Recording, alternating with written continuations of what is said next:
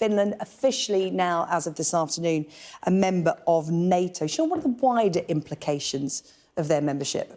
Yeah, it's easy just to think they're the 31st member of NATO, but it's actually far from that. This is pretty significant. First of all, it extends NATO's direct border with Russia. It's only an extra 800 miles, but it more than doubles the direct border, which is significant. It's also, Finland, ever since World War II, has been neutral. When, during World War II, the former Soviet Union invaded Finland, but at the end of the war, it was agreed that Finland would remain neutral to keep a buffer zone between East and West. And even just before the war, Finland's population, less than a third of them wanted to join NATO. Literally straight after the invasion, 80% wanted to join. And that's why you've seen this rush to succession. From a Russian perspective, they've said they'll bolster their defensive systems if they see NATO deploying forces into Finland.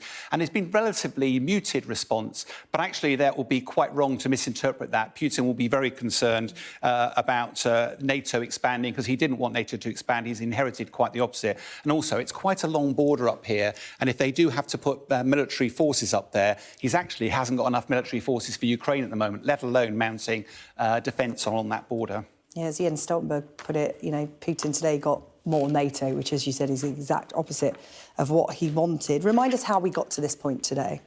Interesting, just looking back, so 1949, the first 12 founding members of NATO, so include the US over there. But the point is that there's a huge buffer zone here between the west of NATO and the former Soviet Union. But of course, in 1990, four of the Soviet Union, all of a sudden, a lot of these nations in between suddenly went, we're looking for security. The key ones are the Baltic states here, Estonia, Latvia and Lithuania, that all chose to join NATO. As a result, we had a direct border then with NATO itself. Now, of course, Putin's invasion of Ukraine was deliberately an effort to stop Ukraine also falling to NATO and massively expanding and it also showed the vulnerability of nations like Finland and Sweden, which led to their decision. I think there's a note of caution here, though. The use of the word celebration of Finland's accession to NATO. In a way, there's an inevitable consequence of Putin's invasion of Ukraine, but there will be consequences for NATO's expansion, not least of which that will increase tensions between East and West. We don't have the buffer zones anymore, which have served us so well, which will increase frictions.